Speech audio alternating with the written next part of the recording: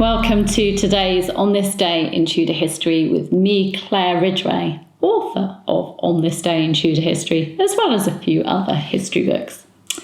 Now, taking you back to 1518 today, in the reign of King Henry VIII, for it was on this day in Tudor history, the 5th of October 1518, that 2-year-old Princess Mary, and here I'm talking about the daughter of Henry VIII and Catherine of Aragon, rather than Henry's sister Mary. Well, she became betrothed to François, the Dauphin of France. That means he was the heir to the throne of France. And he was just a few months old at the time. So we have a 2-year-old and a boy of a few months old becoming betrothed. And they became betrothed in a ceremony in Queen Catherine of Aragon's chamber at Greenwich Palace. Now, according to the notarial attestation by Robert Tonys and John Barrett, after an oration de laudibus matrimony by Dr. Cuthbert Tunstall, Admiral Bonnivet, who was standing in for the Dauphin at the ceremony, took little Princess Mary's hand and espoused her in the name of the Dauphin of France, and the King and Queen espoused the Dauphin in the person of Lord Bonnivet to the Princess. Bonnivet then placed a ring on the 4th finger of Mary's right hand with the assistance of Cardinal Wolsey. King Henry VIII and Bonnivet then signed oaths. Now, after this betrothal ceremony, King Henry VIII went to the high altar of his chapel at Greenwich and took an oath to the treaty that had been agreed the day before, a treaty between France and England. And the French ambassadors also swore to this oath on behalf of King Francis I of France. The treaty that they were agreeing to, and which this betrothal was part of, was the Treaty of London, Cardinal Thomas Wolsey's Treaty of Universal Peace. Now, as well as this betrothal, the treaty also stated that Tournai, which had been conquered by King Henry VIII in 1513, was to be restored to France, with Francis I agreeing to pay 600,000 crowns for the city and 400,000 crowns for the castle which had been built there.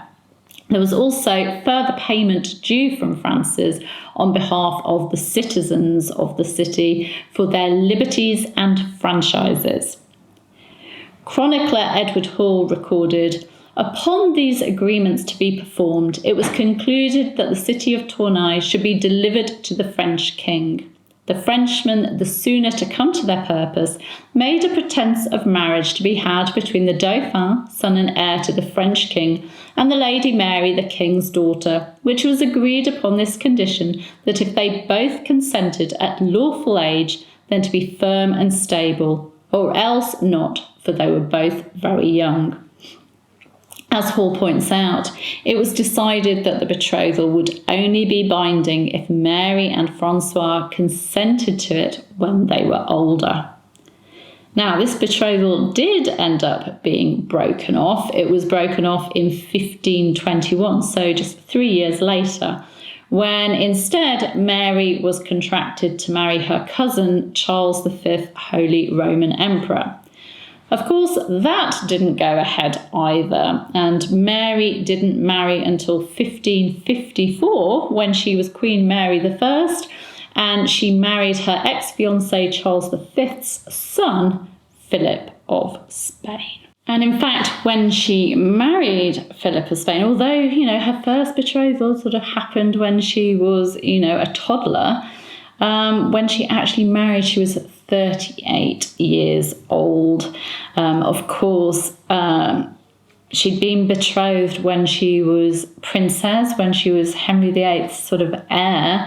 But of course, Henry VIII, when he had his marriage to Catherine of Aragon annulled, he made Mary illegitimate. And so, of course, she wasn't really a good match for anyone who wanted to have their son or daughter, a prince or a prince or a count or a duke or whatever, linked to the illegitimate daughter of the King of England. It really, yes, it wasn't a good marriage match. So poor Mary was left up to her own devices until she could sort out her own marriage when she was queen.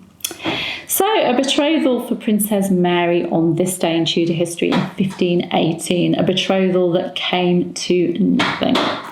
Thank you for joining me. I'll be back tomorrow with another Tudor tidbit for you. You can subscribe by clicking round about there. You can hit the bell to be notified as videos go live, and you can, of course, give this video a like as well. Thank you for joining me. See you tomorrow. Bye-bye.